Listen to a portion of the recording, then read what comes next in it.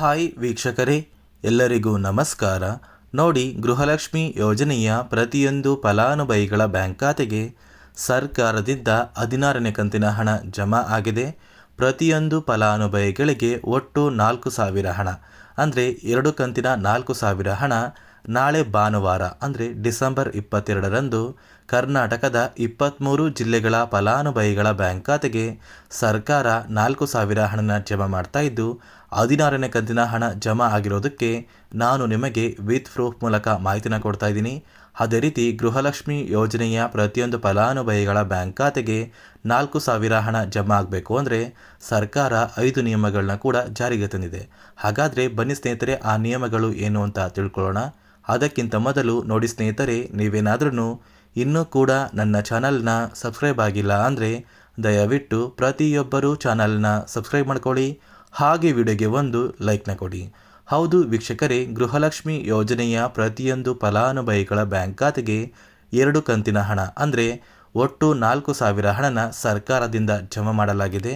ನಾಳೆ ಭಾನುವಾರ ಕರ್ನಾಟಕದ 23 ಜಿಲ್ಲೆಗಳ ಫಲಾನುಭವಿಗಳಿಗೂ ಕೂಡ ಸರ್ಕಾರ ಈ 4,000 ಹಣನ ಜಮಾ ಮಾಡ್ತಾ ಇದೆ. ಅದೇ ರೀತಿ 16ನೇ ಕಂತಿನ ಹಣ ಸರ್ಕಾರದಿಂದ ಜಮಾ ಆಗಿರೋದಕ್ಕೆ ನಾನು ನಿಮಗೆ ವಿತ್ ಪ್ರೂಫ್ ಮೂಲಕ ಒಂದು ಮಾಹಿತಿನ ಕೊಡ್ತಾ ಇದ್ದೀನಿ. ನೀವು ಇವಾಗ ಸ್ಕ್ರೀನಲ್ಲಿ ಕೂಡ ನೋಡ್ಬೋದು, ಫಲಾನುಭವಿಗಳ ಬ್ಯಾಂಕ್ ಖಾತೆಗೆ 2,000 ಹಣ ಜಮಾ ಆಗಿರುವಂತಹ ಒಂದು ಮೆಸೇಜ್ನ ಕೂಡ ನಾನು ಸ್ಕ್ರೀನಲ್ಲಿ ಹಾಕ್ತಾ ಇದ್ದೀನಿ. 16ನೇ ಕಂತಿನ ಹಣ ಬಂದಿದೆ ವೀಕ್ಷಕರೇ. ನಾಳೆ ಭಾನುವಾರ ಡಿಸೆಂಬರ್ 22ರಂದು ಕರ್ನಾಟಕದ 23 ಜಿಲ್ಲೆಗಳ ಫಲಾನುಭವಿಗಳ ಬ್ಯಾಂಕ್ ಖಾತೆಗೆ ಈ 16ನೇ ಕಂತಿನ ಹಣ ಜಮಾ ಆಗ್ತಾ ಇದ್ದು, ಆ ಜಿಲ್ಲೆಗಳ ಹೆಸರು ಏನು ಅಂತ ತಿಳ್ಕೊಳ್ಳೋಣ.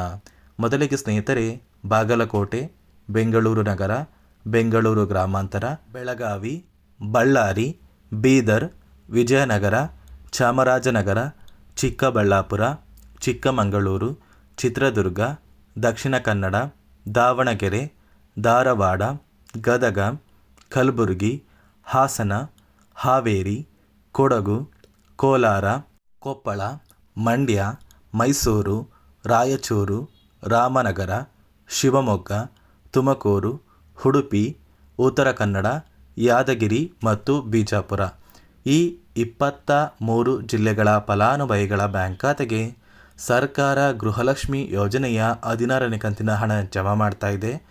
ಅದೇ ರೀತಿ ಈ 16ನೇ ಕಂತಿನ ಹಣದ ಜೊತೆ ಪೆಂಡಿಂಗ್ ಇರುವಂತಹ 15ನೇ ಕಂತಿನ ಹಣ ಕೂಡ ಪ್ರತಿಯೊಂದು ಫಲಾನುಭವಿಗಳ ಬ್ಯಾಂಕ್ ಖಾತೆಗೆ ನಾವು ಜಮಾ ಮಾಡ್ತೀವಿ ಅಂತ ಸಚಿವೆ ಲಕ್ಷ್ಮೀ ಹೆಬ್ಬಾಳ್ಕರ್ ಅವರು ತಿಳಿಸ್ಕೊಟ್ಟಿದ್ದು, ನಿಮ್ಮ ಬ್ಯಾಂಕ್ ಖಾತೆಗೆ ಒಟ್ಟು 4,000 ಹಣ ಜಮಾ ಆಗೇ ಆಗುತ್ತೆ ಅಂತ ಸರ್ಕಾರದಿಂದ ಮಾಹಿತಿನ ಕೊಟ್ಟಿದ್ದಾರೆ.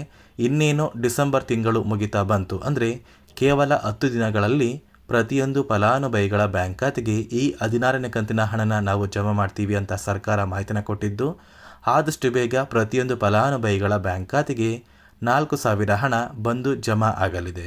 ಅದೇ ರೀತಿ ಸುಮಾರು 1,30,000 ಫಲಾನುಭವಿಗಳ ಬ್ಯಾಂಕ್ ಖಾತೆಗೆ ಈ ಬಾರಿ 16ನೇ ಕಂತಿನ ಹಣನ ಸರ್ಕಾರ ಕ್ಯಾನ್ಸಲ್ ಮಾಡಿದೆ. ಈ ಒಂದು ಫಲಾನುಭವಿಗಳಿಗೆ ಯಾವುದೇ ರೀತಿಯ ಗೃಹಲಕ್ಷ್ಮಿ ಯೋಜನೆಯ 2,000 ಹಣ ಇನ್ನು ಮುಂದೆ ಜಮಾ ಆಗೋದಿಲ್ಲ ಅಂತ ಸಚಿವೆ ಲಕ್ಷ್ಮೀ ಹೆಬ್ಬಾಳ್ಕರ್ ಅವರು ಮಾಹಿತಿನ ಕೊಟ್ಟಿದ್ದು, ಯಾವ ಕಾರಣಕ್ಕೆ ಈ ಫಲಾನುಭವಿಗಳಿಗೆ ಹಣ ಜಮಾ ಆಗ್ತಾ ಇಲ್ಲ ಅಂದರೆ ಸರ್ಕಾರ ಕೆಲವೇ ದಿನಗಳ ಹಿಂದೆ ಗೃಹಲಕ್ಷ್ಮಿ ಯೋಜನೆಯಲ್ಲಿ 5 ಹೊಸ ನಿಯಮಗಳನ್ನ ಜಾರಿಗೆ ತಂದರು.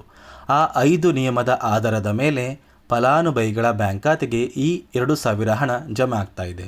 ಹಾಗಾದರೆ ಬನ್ನಿ ಸ್ನೇಹಿತರೆ, ಆ 5 ನಿಯಮಗಳು ಏನು, ಆ ಒಂದು ನಿಯಮಗಳನ್ನ ಕಡ್ಡಾಯವಾಗಿ ನೀವು ಪಾಲಿಸಬೇಕಾ ಅಂದರೆ ಹೌದು ಸ್ನೇಹಿತರೆ, ಈ 5 ನಿಯಮಗಳನ್ನ ನೀವು ಕಡ್ಡಾಯವಾಗಿ ಪಾಲಿಸಿದರೆ ಮಾತ್ರ ನಿಮ್ಮ ಬ್ಯಾಂಕ್ ಖಾತೆಗೆ 2,000 ಹಣ ಬರೋದು.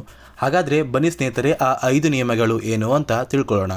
ನೋಡಿ ಸ್ನೇಹಿತರೆ, ಮೊದಲನೆಯ ಒಂದು ನಿಯಮ ಬಂದು, ಗೃಹಲಕ್ಷ್ಮಿ ಯೋಜನೆಯ ಪ್ರತಿಯೊಂದು ಫಲಾನುಭವಿಗಳು ಯಾರೆಲ್ಲ ಇದ್ದೀರಾ, ನಿಮ್ಮ ಮನೆಯ ಪ್ರತಿಯೊಂದು ಸದಸ್ಯರ ಆಧಾರ್ ಕಾರ್ಡ್ನ ನಿಮ್ಮ ಬಳಿ ಇರುವಂತಹ ಒಂದು ರೇಷನ್ ಕಾರ್ಡಿಗೆ ಕಡ್ಡಾಯವಾಗಿ ಲಿಂಕ್ ಮಾಡಿಸ್ಬೇಕು. ಈ ಒಂದು ನಿಮ್ಮ ಆಧಾರ್ ಕಾರ್ಡ್ನ ಲಿಂಕ್ ಮಾಡಿಸೋದಕ್ಕೆ KYC ಅಂತ ಕರೀತಾರೆ.